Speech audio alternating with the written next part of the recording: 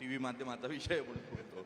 मुळात टी व्हीमध्ये ना शब्दांची खूप मर्यादा येते. स्क्रीन आपण बघतो, स्क्रीनवर वरचं जे हेडर आहे त्यामध्ये साधारण 4 शब्द, जास्तीत जास्त 5 शब्द मावतात आणि 5 शब्दांमध्ये प्रेक्षकापर्यंत पोहोचायचं असतं आणि तो प्रयत्न करत असताना अनेकदा काही उणिवा तयार होतात.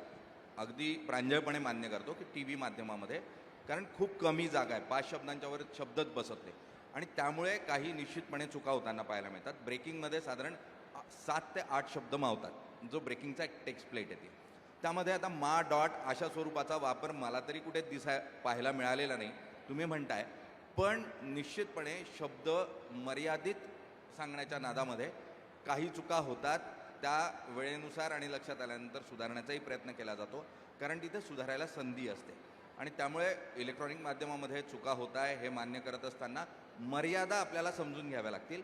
त्या मर्यादांमुळे या चुका होत आहेत, त्या होऊ नये याही मताचा मी आहे, पण त्या पूर्णतः टाळल्या जाऊ शकतात हे अशक्यप्राय दिसतं, कारण आम्ही त्यावर प्रयत्न करतोय. मात्र त्या पूर्णतः टाळल्या जाऊ शकत नाही, कारण सातत्यानं नवी पिढी येते, नवी पिढी आपल्या पद्धतीने प्रयत्न करण्याचा प्रयत्न करते आणि त्यामध्ये चुका या निश्चितपणे होतात. पण पुढच्या काळामध्ये अशा चुका होणार नाही याची दखल आम्ही निश्चितपणे घेऊ.